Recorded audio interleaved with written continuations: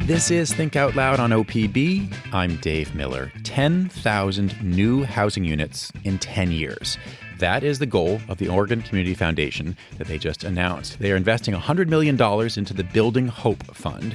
They hope to grow the fund to make loans that spur the construction of new homes specifically for middle-income earners. Lisa Mensah is the president and CEO of the foundation. She joins us now. It's great to have you on Think Out Loud. It's great to be here, Dave. Thank you. I should note before we start that the Oregon Community Foundation is one of OPB's financial supporters, and we cover them as we do any other organization. Before we get to the big recent announcement, this new fund, can you just remind us what the Oregon Community Foundation has already been doing in terms of housing in Oregon? So the Oregon Community Foundation is really our state's resource for giving. We pool all our donors together and we give to lots of causes, and housing is one of the major ones. We think it's been about $100 million that have gone out in grants and some loans over the past decades. And that's largely in the affordable space. We're known for projects like Project Turnkey, where the state turned to our foundation in the middle of pandemic and wildfire, and we took $125 million of state money and deployed that to convert shelter. And to find unused motels, for example. Exactly. Yeah. All over the state. Made a 30% difference in beds. So we've been in that field. We're staying in that field. We're still in the affordable housing. We've been making loans. We have something called the Oregon Impact Fund, which we are keeping.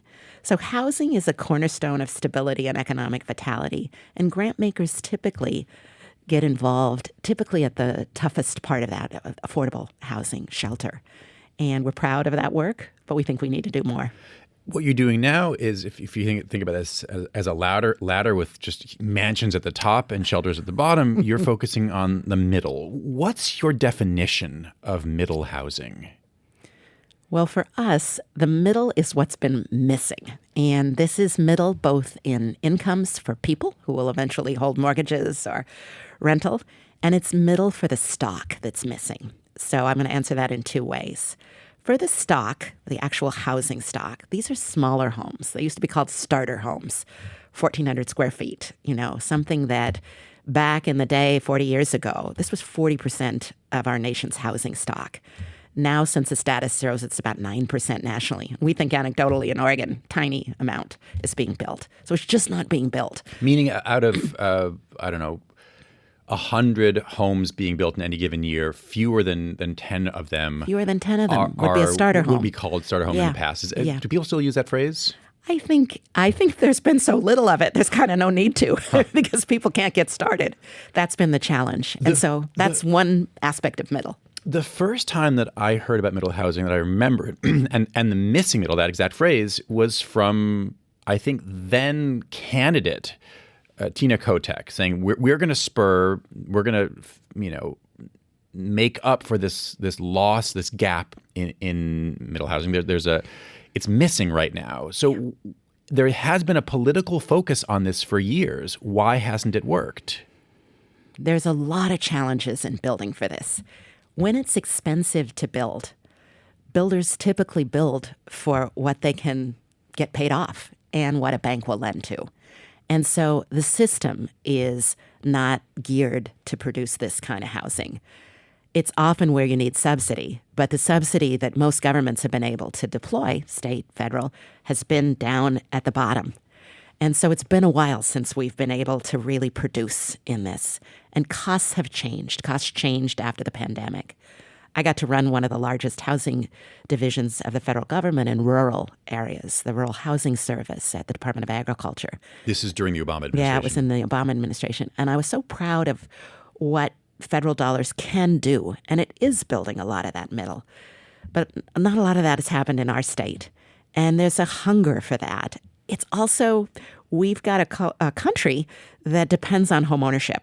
And so a lot of the hopelessness, which politicians speak to, has been about getting on that ladder. Where do you ever get started? And it's particularly acute for younger families, younger folks starting out, And I think that's why people have been looking at how do we crack this code. Are you talking about subsidized housing or market rate housing at the lower end of the market? Well, that's a great question because we're a philanthropy. So in a way, we are bringing some subsidy to the equation. We're out there trying to raise grants, and we will do lower interest loans. For the builders. For the builders. Can you give us a ballpark sense? So let's say I'm a builder and I want to build a 1,400 square foot home. That's the size you mentioned earlier. Yeah. And I have the site laid out. Everything is ready, and I go to, or maybe I want to build 10 of them, say, there you go. and I go to a bank and say, hey, can I get some money? This is going to be great. There are people who need to buy these homes. How much is a bank likely to say? What kind of a loan am I likely to get? First of all, you're going to have to be very well. You're going to have to great collateral, and you're going to have to be a really experienced banker even to get into the bank's door. But most banks will loan you about 60% of the value of your project. And they might not have helped you either do your pre-development dollars, all that architecture work, and they might not have helped you acquire the land. So as a builder, you've got a pre-development challenge, an acquisition challenge, and then you've got to go build. And most banks, if they will fund you, about 60%. And so where are you going to get the other 40%? You would admit that some of that is coming from you. Maybe 15% is you. But it's that slice that's been missing, that's been holding you back. How do you get? And people talk about how do we layer in the capital? And this is where I think philanthropy can push. And what we want to do in combination with others is come in and provide some of that capital that's been missing. And in fact, make it so affordable that the deal actually can be constructed and that our builder doesn't have to borrow from the local car dealership at 18%. He can borrow from the Building Hope Fund, or she can borrow from the Building Hope Fund. Do you think that this is a risky loan on the part of the Oregon Community Foundation? I guess I'm wondering what you know that the banks don't. And you were a former commercial banker yourself. I mean, is it just that that banks are greedy, or are they savvy in saying we don't think it's smart to make a bigger loan because we're not sure it's actually that they're going to be able to pay it off? Yeah, there are two things that I think are going on. First, the bank has other options. So you can be a good lender and fund a lot of builders who are building for a higher market that will absolutely sell, and that's a better loan. You don't have to fund the Dave Builder project for these 10 homes. You've got other options. You don't have to be greedy. You have a market to play in. There is risk, but what we think we are going to provide is we anticipate being in the same deal with banks.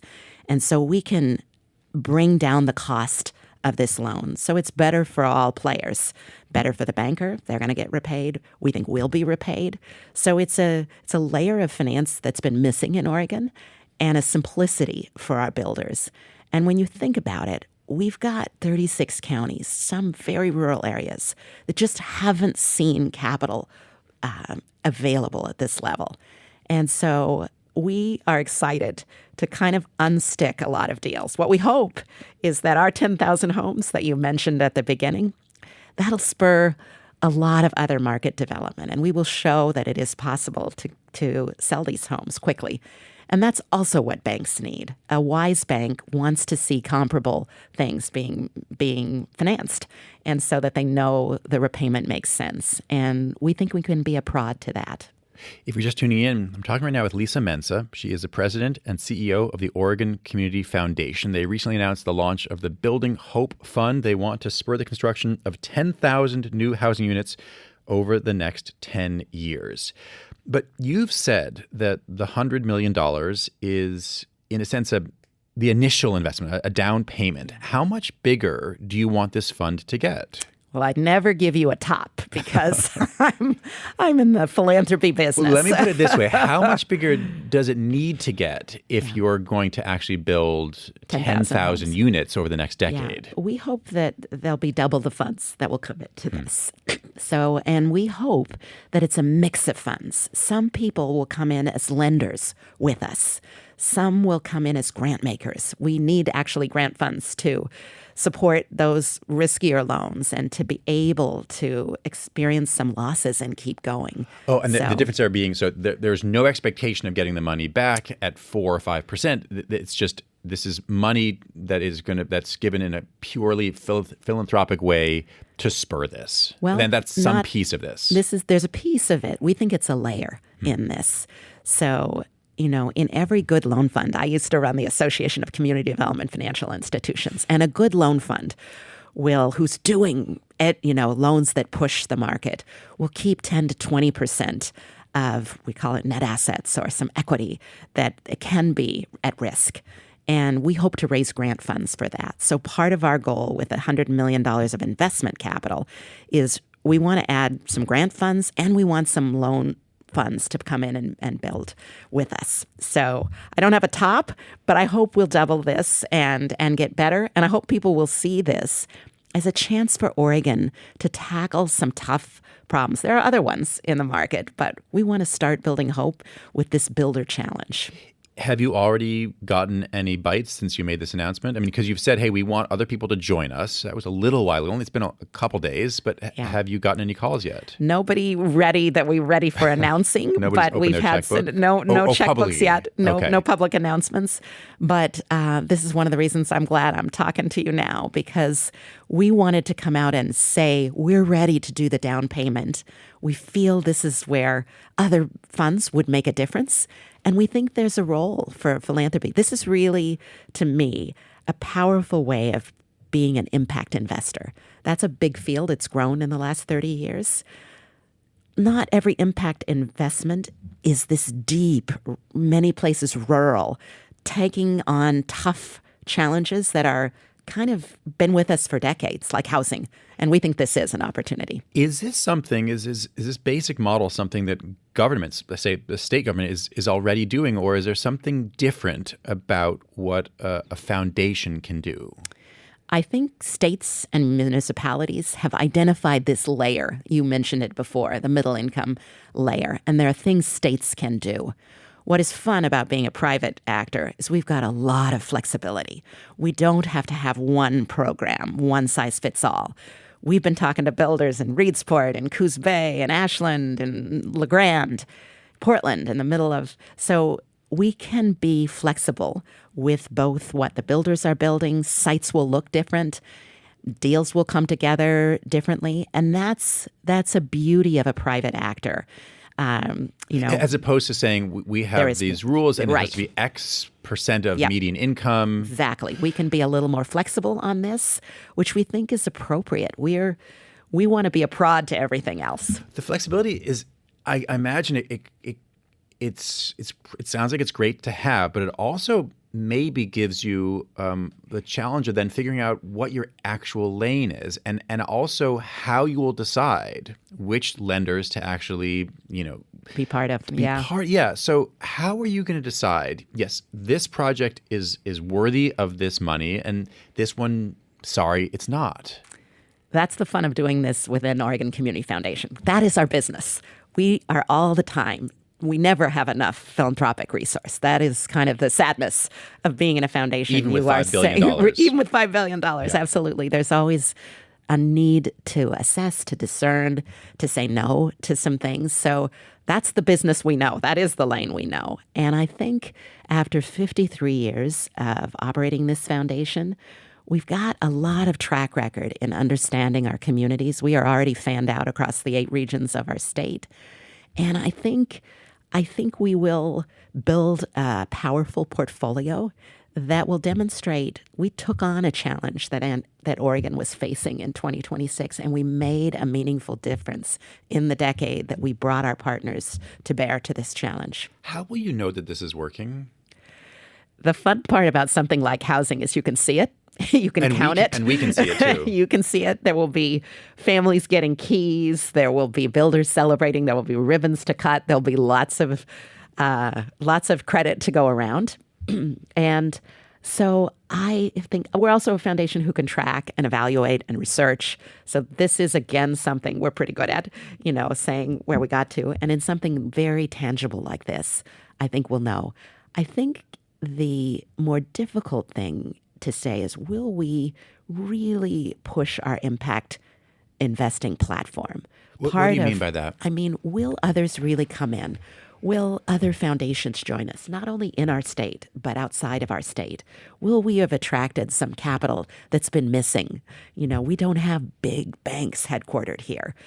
And so will we attract some folks who maybe have flown over Oregon, not looked at our state? So I think we'll count the houses, we'll count the joy of building hope family by family. But I think the proposition here is also who comes in to help us. And I hope we get some happy surprises here. The name of this fund, again, it's the Building Hope Fund. Broadly, what gives you hope for Oregon right now? Well, I'm an Oregon girl who came back, and everything in me sees, again, the beauty of this state, the power of its potential. And I feel like the challenge, having lived in much bigger, denser places, this is a manageable challenge. I get hopeful that the 10 homes you said, those 10 homes I feel are buildable. And when they get on the ground, I feel like that's going to make a meaningful difference. There will be people who will say, my kids can stay in the town they love. And there will be employers who will say, my folks can work here. And that just gives me so much hope. I feel like there is a solution here that's right at hand, and we can do it. Lisa Mensah, it's great to meet you. Thanks very much. Thank you. Lisa Mensah is president and CEO of the Oregon Community Foundation. She joined us to talk about the launch of the Building Hope Fund, intended to spur the construction of 10,000 new housing units in Oregon over the next 10 years.